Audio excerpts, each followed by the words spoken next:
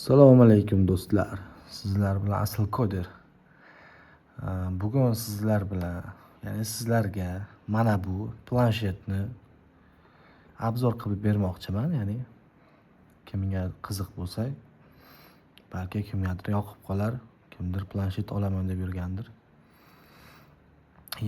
Gapni qisqa qilsak, xullas bizda Lenovo Xiaomi Pad Pro degan planshet. Nastroykasiga kirib ko'rsak ham bo'ladi. Nastroykasini topamiz. Mana. Nastroykaga kirib ko'rsak, u telefoni degan joy.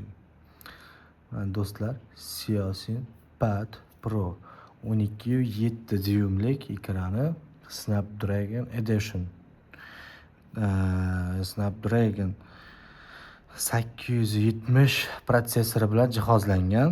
Menda hozir 128 ga 8 gigabaytlik xotirasi, RAM 8 gigabayt, tashqi xotirasi 128 gigabayt.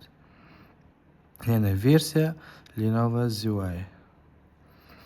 Stabilniy versiyasi bizda 15.0.306, Android 13 da to'xtagan. Keladi, hali yangilanishlar bizga hozircha shu yangilanishda turibdi. Planshet yomon emas, ishlashi yaxshi. Anchadan beri ishlatib ko'ryapman. Planshetimiz qanday? Orqa tarafini ko'rsak, orqa tarafi mana shunaqa bo'ladi. Orqa tarafi tepasida mana bu yerda ikkita kolonkasi bor. Bu yonboshida ikkita kolonkasi bor. Zaryad ketadigan razyomi Type-C. 25 vattni qo'llab-quvvatlaydi. PUBG'da 60 FPS da ochib beradi. Batareykasi ham yaxshi. Bir quvvatlaganda bir kunga bemalol yetadi. Agar oddiy YouTube uchun, kino ko'rish uchun ishlataman desangiz, PUBG o'ynasangiz 5-6 soat, maksimum 5-6 soat turib beradi.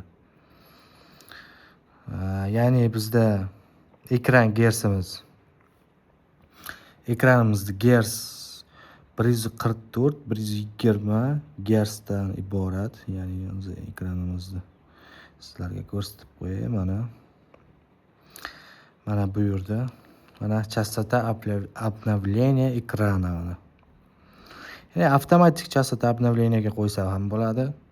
144 Hz ga ham qo'ysa bo'ladi, 120 Hz ga ham qo'ysa bo'ladi, 60 Hz ga ham tushirib qo'ysa bo'ladi.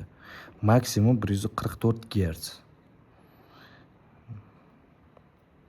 Ishlash ham o'shanga yarasha. Yomon emas planshetimiz. Planshetimizda Dolby Atmosphere degan tizimni qo'llab-quvvatlaydi.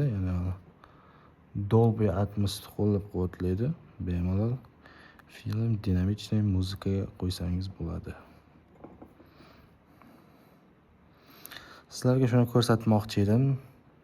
Shu joygacha kuzatib kelgan bo'lsangiz, like, obuna bo'lib qo'yishni unutmangizlar. Ham yaxshi videolarni hali qo'yib boramiz. Kanaldan uzoqlashmangizlar. Hammaga omad.